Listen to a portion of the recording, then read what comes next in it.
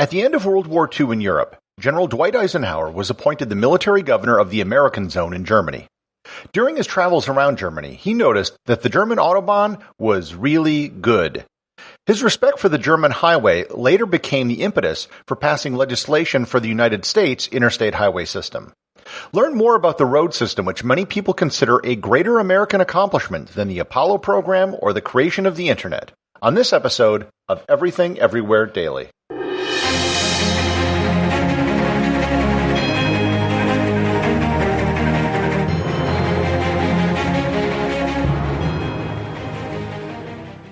This episode of Everything Everywhere Daily is sponsored by listeners like you.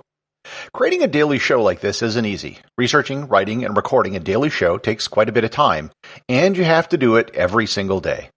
Over on Patreon.com, there is a small but growing community of listeners who support the show with their donations. In addition to showing your support for the show, you can also get some extra benefits as well. Depending on your level of sponsorship, you can be listed as an associate or executive producer of the show. There's monthly original wallpapers for your desktop and smartphone, as well as merchandise like stickers, t-shirts, and hoodies. Depending on your sponsorship level, you can also submit ideas directly to me, because this is a daily show and I need a lot of show ideas. Next month, patrons will also be able to get monthly ebooks of the episode transcripts as part of their support. As new projects, products, and events roll out over the next several months, patrons will have first dibs on everything. If you would like to be a sponsor, go to patreon.com/everythingeverywhere or click on the link in the show notes.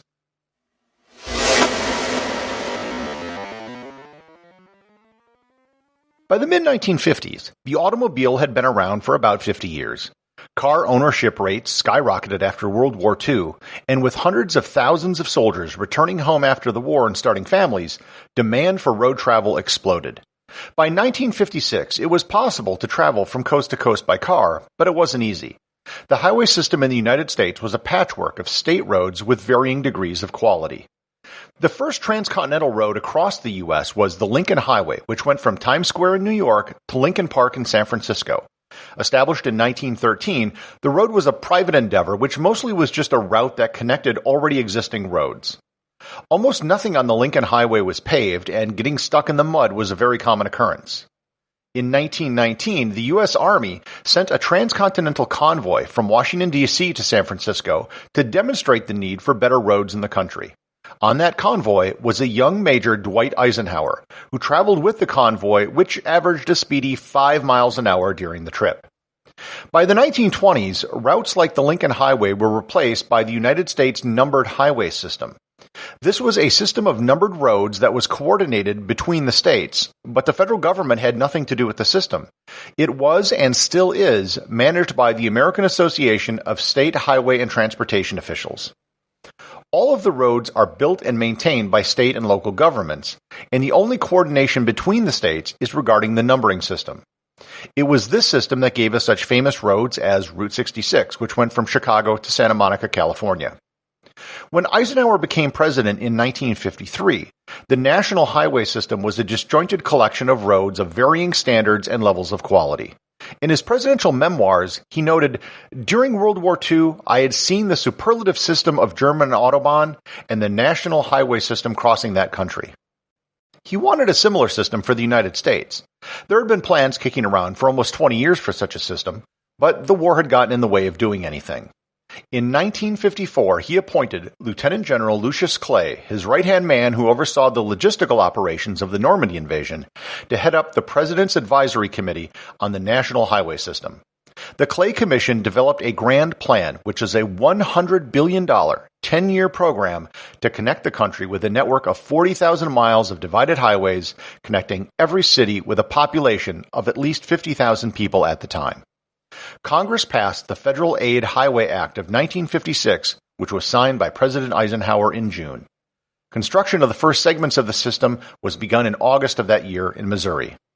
One of the major rationales for the program was national defense. In fact, the official name of the system is the Dwight D. Eisenhower National System of Interstate and Defense Highways. Defense was baked into the system from the beginning. There were several arguments put forward as to why the interstate system was needed for defense. The first and biggest reason was legal. Nowhere in the Constitution does it stipulate the federal government can establish a system of roads. Using defense as the excuse provided legal cover for the project. Second, there needed to be a way to move troops and equipment across the country quickly should the need arise. Third, as it was the middle of the Cold War, the interstate system was thought to be a way people could quickly evacuate major cities in the event of a nuclear attack. Finally, the system was designed to allow aircraft to use the roads as runways for takeoff and landings.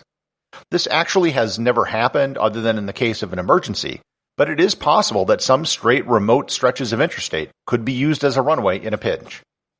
There are several standards which define the interstate system, and that will be found on every interstate highway. The first is controlled access. The only way on or off any interstate road is via an on or off ramp. You can't make a right or left-hand turn anywhere to get on the road. There are no stop signs or traffic lights anywhere on the road except in the case of construction. There are no crossroads. Any road which crosses an interstate must go over it or under it. Likewise, there are no train tracks across the interstate at any point. All segments of the interstate system have at least 4 lanes, with 2 in each direction. Each side of the road is separated by a median of at least 50 feet in rural areas and 10 feet with a concrete wall in urban areas. Each lane must be a minimum of 12 feet or 3.7 meters. The maximum allowable grade is 6%. The left paved shoulder must be at least 4 feet, and the right paved shoulder must be at least 10 feet, except for bridges over 200 feet and tunnels which may have a 4-foot shoulder. The minimum clearance for any bridge or tunnel is 16 feet. Roads should be designed for a minimum speed of 70 miles per hour or 113 kilometers per hour. There are a small number of exceptions to these rules due to roads being grandfathered in. For example, the Makkyla Bridge connecting the upper and lower peninsulas of Michigan has no median because it was built before the system started. The numbering of the interstate highway system is very particular and purposeful. All routes which generally go north-south are odd-numbered. One example is Interstate 35, which goes from Laredo, Texas to Duluth, Minnesota. All routes which generally go east-west are even-numbered. Interstate 90 goes from Boston to Seattle. Numbers for odd-numbered roads generally are lower in the western U.S. and get higher as you go east. Interstate 5 goes from San Diego to Everett, Washington. Interstate 95 goes from Miami to the Canadian border in Maine. Numbers for even-numbered roads are lower in the south and higher in the north. Interstate 4 crosses Florida from Tampa to Daytona Beach.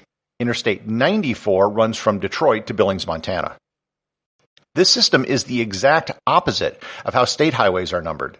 The Pacific Coast Highway is 101, and the highway which ends in Key West, Florida is Highway 1.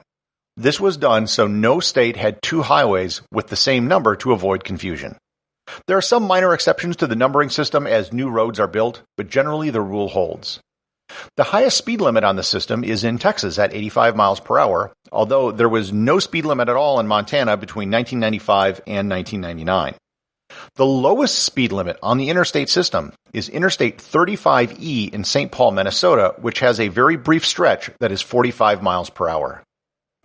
The longest road is the previously mentioned Interstate 90, which is 3,020 miles long, and the shortest is Interstate 87 in North Carolina, which is only 13 miles long. That's not including spur segments. The widest section of the interstate is Interstate 10, just outside of Houston, Texas, which has 26 lanes. Speaking of spur segments, belts and spurs have their own numbering system. If an interstate road has 3 digits, that means it is a spur or bypass highway. If the first digit is even, then it's a bypass or beltway road, and the last 2 digits are the main interstate road it connects to. For example, in the Twin Cities, the road which bypasses to the north is 694, and the one to the south is 494. If the first digit is odd, then it's a spur road that only connects to the highway at one end. Using the same example, Interstate 394 goes into downtown Minneapolis and connects with Interstate 694 in the western suburbs. Despite the name Interstate, Alaska, Hawaii, and Puerto Rico all have interstate highways, even though they don't connect to another state. Their roads are all named with an initial before the road number: H for Hawaii, A for Alaska, and PR for Puerto Rico. Each state can set up its own system of exits. California was the only state with no exit numbers, but they began numbering them in 2002 when they started replacing road signs. Most states number exit based on mile markers, except for the northeastern states where the exits are numbered sequentially. Exits and mile markers usually begin at the southern or westernmost state line. The initial plan for the interstate highway system was declared finished in 1992, and today there are 48,191 miles of road which the system covers. I'll end this trip down the interstate highway system with one final note. The entire system, as you would guess, is measured in miles, except for one single road which is metric. Interstate 19, from Nogales to Tucson, Arizona, has everything measured in kilometers.